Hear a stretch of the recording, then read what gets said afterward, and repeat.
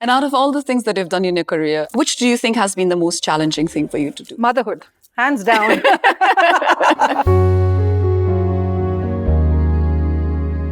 There's a certain freedom that comes with aging. There's an incredible lightness of being, and I'm enjoying this phase of my life right now. So we'll just try a simple one, which is I love you. Okay. म तिमीलाई माया गर्छु. It's 2025. This year is the silver jubilee of my win as Miss Universe. I know. Congratulations on that. 25 years ago. You don't realize it when you're competing on that stage. You never know the effects that you're setting into motion. Just finished shooting for the big screen version of the Ramayana. And you're playing. Huge. I can't tell you that. Ooh, now you're being such a tease. I feel like that I've enjoyed life more in my 40s than I ever did in my 20s and 30s. It's because you know yourself better, right? True. You know yourself better. You're done with having to prove yourself. You wake up to how incredible you are and what this incredible goddess energy you have that's within you. I am an Air Force kid, you know, and when the Pulwama attacks happened, things hit very close home. So when the script for Raanneeti came to me, that character could very easily, and most often or not, would have been cast as a male actor. Yes. So it was very refreshing that they wanted to have a powerful spin doctor, media manipulator that was a woman. Namaste everyone. Welcome to this exclusive interview with the fabulous Miss Universe 2000, actor, entrepreneur, Lara Dutta. I'm Malvika Subba, and thank you, Lara, for joining us today. Thank you. It's my pleasure. Thank you for having me. I really have to say one thing as we start the interview. So in 2000, as you went on to Miss India and to Miss Universe, I was just 2 years behind on my pageantry journey. And then I saw you at the Miss Universe stage, and everything that you did, the way you talked, you know, it was so surreal. I literally, I wouldn't say copied, but I was inspired by the way you used to talk, the way you used to embody your pronunciations, your enunciations, even when you went on stage and when you did the mudras and everything, I was like, wow, I would love to be as witty and as good as you. So it is such an honor to be sitting here, right here with you as we speak. We're in Nepal at the moment. Yes. How do you feel? Yes, we are. Well, thank you. You know, it's 2025. This year is the silver jubilee of my win as Miss Universe. I know. Congratulations on that. 25 years ago. You know, when people bring up memories that they've had of that night of India winning, sometimes it feels like it was another lifetime ago. Sometimes it feels like it was just yesterday. But I think the most humbling experience for me is to always hear that there were so many young women that followed, that felt inspired. And, you know, it's a blessing in life to be able to do that or to be able to create that for someone. You don't realize it when you're competing on that stage. You never know the effects that you're setting into motion. True that. When you look back at your life, those are the things that make you feel like you've had a life well lived. But yes, we're here in Nepal. I literally have been waiting for a very, very long time to have the opportunity to come here. I don't know why. I think the country has always held a very special place for me in my heart. I also know some incredible Nepali people who have been in my life for many years. You know, they have a fierce loyalty. There is a warmth, a hospitality, a simpleness of heart that draws you in immediately. But did you by any chance learn any Nepali? No, I tried. I actually have friends of mine who speak Nepali quite well and prominently. So I've promised them that before I leave from here, I am going to speak at least a few words. So we'll just try a simple one, which is I love you. Okay. म तिमीलाई माया गर्छु. म तिमीलाई माया गर्छु. Maya is love, love. So it's similar to... म तिमीलाई माया गर्छु. Yeah, that's perfect. There we go. Like Nepali chili. In case if the audience is wondering why we are so decked up and Lara is wearing all the crown and the jewelry, everything. So we just finished doing the classic diamond jewelry fashion show. Yes, this is not my everyday. I do not walk around with a crown on my head. Neither do I.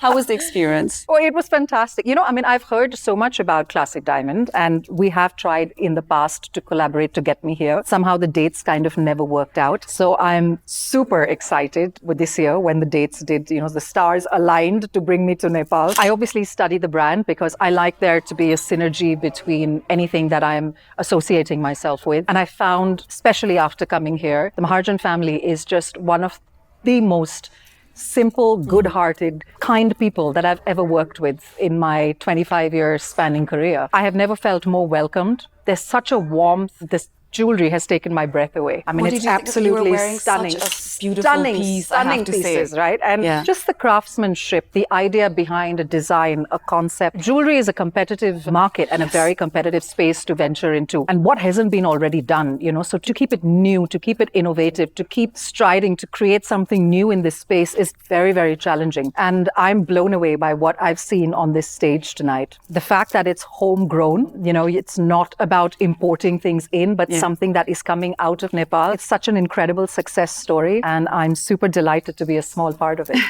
So you also have something similar with your business. You have the skincare line. Yeah. And then how does it embody in terms of when you're doing business? Sometimes we have to be commercial and make it sellable, but also you would like to stay organic. Of course. How do you make that balance? So I have a brand called Arias, which is actually my daughter Saira's name spelled backwards. It was just my way of finding a way to keep her close to me, regardless of what I did. And we started off in 2019. We launched Arias Skincare. And since then, we've grown quite considerably. We're now in about 100 million households across India. We also have Arias Kidswear, which is an eco-friendly kids fashion wear brand. We have Arias Home that spans across from furniture to furnishings to crockery and cutlery and barware. I mean, it's a one-stop brand that covers pretty much anything that you could ever want if you were ever setting up a home or something that you wanted to bring into your house. So we've been very fortunate. We've had tremendous growth in the last 5 years. It's a trajectory that's only onwards and upwards. But like I said, it's important for me to align myself with things that resonate very strongly with me. So skincare was born from the fact that, I've been in the business from the time I was 16 years old. I've had access to some of the best skincare artists around the world, best labs, best products. But I felt that there was nothing that was homegrown that addressed the way Indian skins age, the way that our skins are coming from this region, We have access to a lot of amazing brands, but a lot of them are either East Asian brands or they're Caucasian brands or they're, North American brands. And they're built or formulated for skins that age very differently from the way that our skins age. So there was nothing that was homegrown in India that was not in that Ayurvedic, naturopathic space. And I felt that there was a gap that needed to be addressed. 2 years of R&D and Arias Skincare was born. The same with the kidswear line. I had my daughter, Saira, when she was born. I was really struggling to find homegrown brands that also had an eco-conscious impact, that were gentle on the environment, that kept your child comfortable and there was no itching and scratching and, synthetic materials. Sounds really amazing, but would you ever consider launching it in Nepal? Why not? If the opportunity presents itself, it's about aligning with the right partners, right? Yes. I mean, this is my first visit here. I've met some incredible people. So it's about finding the right partners to bring your product into a country and then having the synergy to want to have a similar kind of a growth trajectory together. You've also talked about how not being so fake or not following the trend at times or staying true to your age. I mean, when I look at you now, definitely reminds me of the Lara Dutta that was in 2000. No, I'll take it, but we're not that different. There's not much difference in age between the two of us, actually. I have to say that how do you see yourself when you were in 2000 and now in 2025, 25 years? Yeah, so like I said, sometimes I feel like it was somebody else's life, right? I embrace growing older. If you asked me if I would want to go back to my 21-year-old self and win Miss Universe again, no. Yeah. There's a certain freedom that comes with aging. There's an incredible lightness of being, and I'm enjoying this phase of my life right now. So I'd have no intention of changing it up or altering it in any which way. Wisdom comes with age, and you have to have a life lived in order to feel this way. So I think leaving yourself open to whatever possibilities may come, just leaving yourself open, and it's not easy. As you get older, you also start getting more fearful about things. When you're in your 20s, you feel like you're invincible. There's nothing that can stop you. The world is your oyster. When you become a mom, you have kids. Yes. The stakes get higher. You worry about your family, you worry about the health of your family, you worry about the health of aging parents. Mortality becomes a little bit more apparent in life. But at the same time, you need to leave yourself vulnerable and open to experiencing life in all its colors. I've had this conversation with my girlfriends, so most of us in our 40s. I feel like that I've enjoyed life more in my 40s than I ever did in my 20s and 30s. It's because you know yourself better, right? You're done with having to prove yourself. You're done with playing to the audience.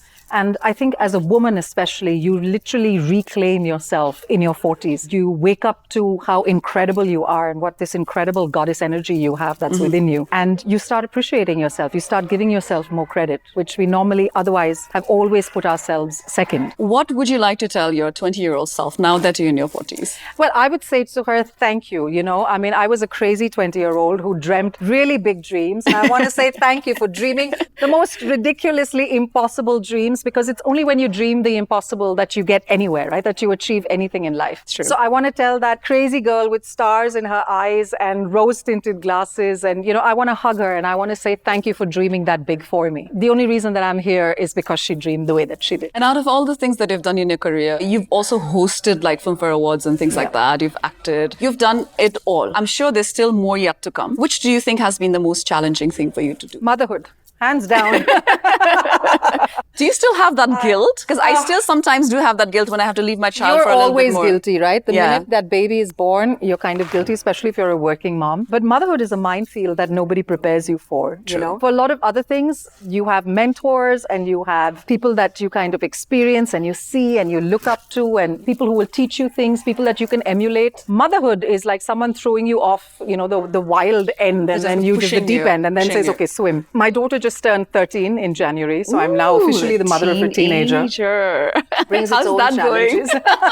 Well, I'm only a month and a half in, so ask me this question in a year. Okay, I will do that. Would you be open? I'm sure you'd be open to her if she really wanted to join pageants or acting. Is she interested? At the moment, she's more focused on sport. Okay. So for the moment, she's really enjoying her tennis, and she's been training since she was quite young. But I guess, her passions will lie where they will, and she will pursue what she wants to. And as parents, we will wholeheartedly support. So you've also done a few series. Anywhere near in the future would see you on the big screen anytime soon? Of course. I mean, I'm a little bit more selective about the work that I do, but I just finished shooting for the big screen version of the Ramayana. It's the first time that it's being done for cinema. Massive, and you're playing... huge. I can't tell you that. Ooh, now you're being such a tease. But it comes out next year, and it's a huge, massive film with wonderful actors. Ranbir Kapoor playing Ram. I can tell you what they're playing. Wonderful actress from the South Side, Pallavi playing Sita. Just incredible cast, wonderful crew. I'm super excited about that. I also have another film that I've already finished filming, Suryas, which will also come out later this year. Series always come up. It has to be something that's exciting for me. Once you've done a lot, you want to find something that's challenging in its own way. I've got 2 other films that I start filming for this year. So yeah, there's a lot on my plate.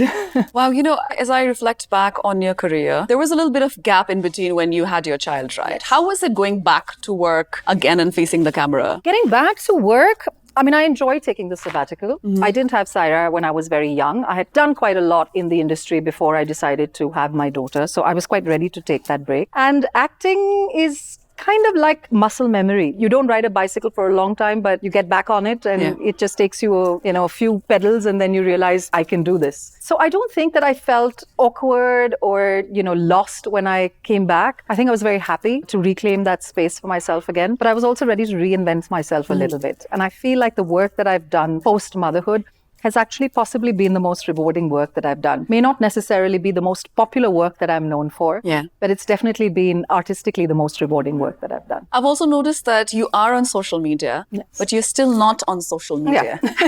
How do you do that? I love interacting with followers that are genuinely there for me. I've never been about the numbers game. I've never been about, do I have 5 million, 10 million, how many likes? Those things don't really matter for me. I like updating people who I feel are genuinely there for me. I like updating them once in a way, but I'm also married to somebody who's a very private person. And I think both of us are those people. So I like to share things about my life, but I'm not an oversharer. I don't need to photograph my breakfast and my lunch and my dinner and, my outfit look, and I find it an invasion of my privacy, True that. Maybe I'm a bit older as well. I like things to be organic. I want to engage with people who genuinely want to be there. I'm lucky because I don't have a lot of trolls. I don't have people who are pulling you down constantly, because they're people who are genuinely there who want to engage with you, Yes. You've also mentioned on the stage that you would like to visit Nepal. Is there anything that's exciting for you? So I'm super excited that I am here. Super excited that I am here for Shivratri. This was a big one for me. Yes. Wow. So I'm definitely going to go Pashupati Nath. I really want to go to it. It can get a little Listen, crazy, we're having the Mahakumbh. I'm sure that it cannot get more chaotic than that. No, definitely not. So I do want to go there, and I wish I had more time because I want to explore Nepal also outside of Kathmandu. But I have a wonderful itinerary planned by my very, very able dear friend and manager. She's been in my life for a long time. She's also from Nepal, also from really? Kathmandu. Yeah, so she's so excited that I'm here finally together.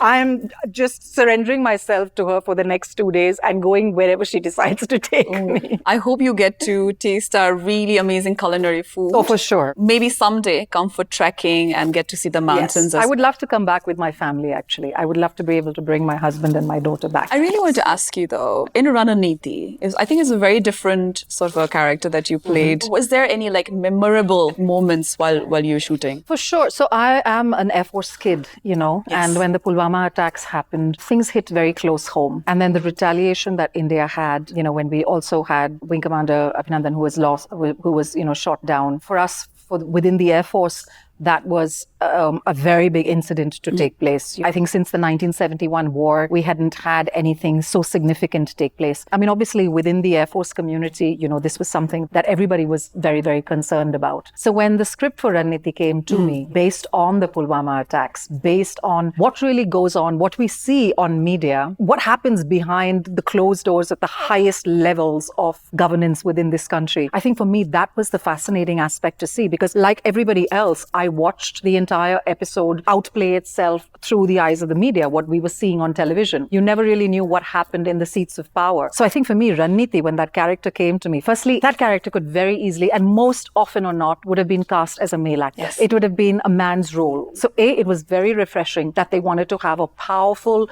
spin doctor, media manipulator, that was a woman. So when Manisha's character came to me, I was super excited to explore that. Also, I had a lot of background knowledge that even the writers actually didn't have because of being from the Air Force. What actually went behind the strategic planning of that strike that took place and the dogfights and all of it. So it was a fascinating experience for me to be part of. Very fulfilling. But I think for me, the best part of it, honestly, was working with the director, Mr. Santosh Singh. Tremendously talented. The first time that I've ever worked with him, the first time I've ever worked with Ginny Shergill, Kashish Vidyarthi, you know. So it's tough when you've been in the business for so long to have so many firsts. And that keeps it new, that keeps it challenging. That's what keeps you kind of motivated and going. Yes. So I loved every minute of it. Do you now have a dream role that you still would love to do? Dream character or role? I've done a lot of things. I know that I'm ready to kind of stretch my acting muscles, and I would like to do something diabolically.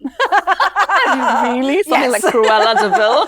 So I would like to explore a negative character. But I think for me, it's not kind of horror or things like that. Yes. I think it would be more psychologically twisted, you know? I would love to do something like that. So in most of the interviews that I've seen of yours, I was looking at the comments. Most of them, or I would say some of them, said that you should do television or you should have your own show. Did you ever consider? Well, I did, you know, but I find that in India, a lot of television is geared towards gossip.